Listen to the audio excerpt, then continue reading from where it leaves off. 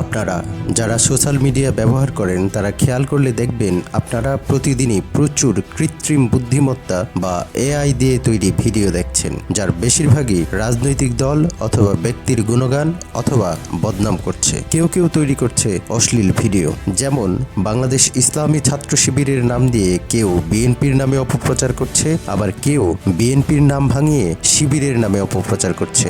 এনসিপির নামের ভিডিওতে দেখাচ্ছে তারাই বাংলাদেশের একমাত্র ভালো দল।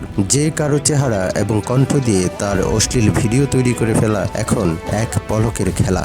এই ভিডিওগুলো এত নিখুঁত যে খুব বড় মাপের এক্সপার্ট না হলে আপনি তার আসল নকল ধরতে পারবেন না। পরিস্থিতিটা দাঁড়াচ্ছে এমন যে এই VEO3 এর তৈরি ভিডিও দিয়ে আপনি চাইলেই যে কোনো কিছু করতে পারবেন, কারো চরিত্র হনন থেকে শুরু করে কাউকে নায়ক বানিয়ে দেওয়া পর্যন্ত।